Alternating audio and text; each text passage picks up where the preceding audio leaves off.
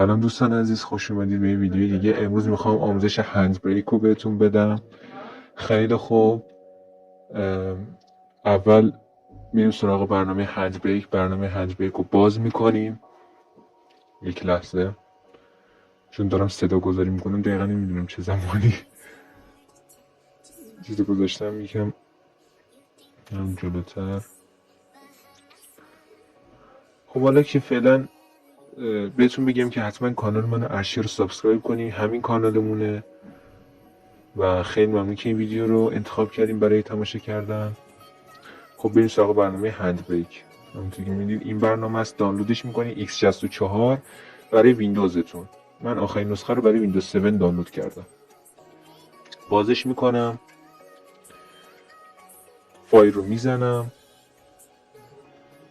میرم سراغ فیلمی که میخوام در واقع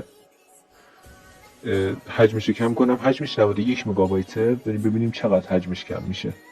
خب اول من از اینجا این گزینه رو برمیدارم، میرم تو تب پرست، گزینه جنرال رو میزنم و فست 720 پی سی رو انتخاب میکنم.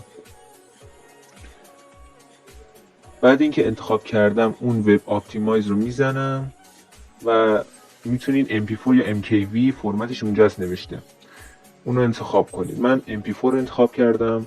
میام تب ویدیو، اینجا میتونه کیفیت ویدیوتون چقدر کم بشه. من میذارم روی 29 که بهترین حالتش مثلا خیلی متوسط باشه روی 30 29 28. این سه تا خیلی خوبه، میتونید این سه تا رو انتخاب کنید.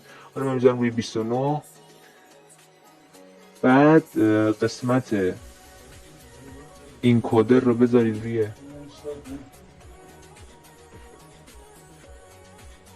X264 فکر کنم، نه H264. اونو میذارید روی H264. بعد عرض شود خدمتتون که اینو انتخاب میکنید، مال CPU. بعد اینجا میذاریدش روی اسلو، این قسمت رو میذارید روی اسلو، این کدر میذارید روی اسلو. بعد اینجا میتونه آدرس که فایلتون قرار اونجا ذخیره بشه رو بهش بدید. بگین که این فایلی که فایل دوممو اونجا ذخیره کن. من سیو رو میزنم، توی داکیومنت ذخیره میکنم. نمیدونم داکیومنت یا ویدیو بود. خب استارت رو میزنیم و صبر میکنیم تا ویدیومون در واقع حجمش کم بشه. این مقدار طول میکشه و خب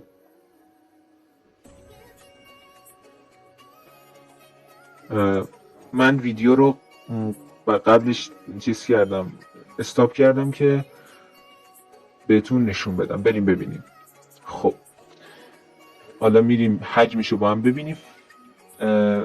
حجم ویدیو خودم 91 مگابایت بود، شد 82 مگابایت. با همون کیفیت حجمش آوردم پایین.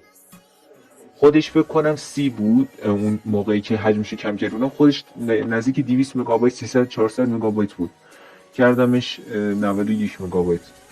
بعدش الان که براتون کم حجمی کردم شد 82 مگابایت. حتی بوده یه فایلی مثلا 90 مگابایتی بوده کردمش 40 مگابایت. خیلی خوبه. برنامه هند بریک واقعا به درد هر کسی میتونه بخوره.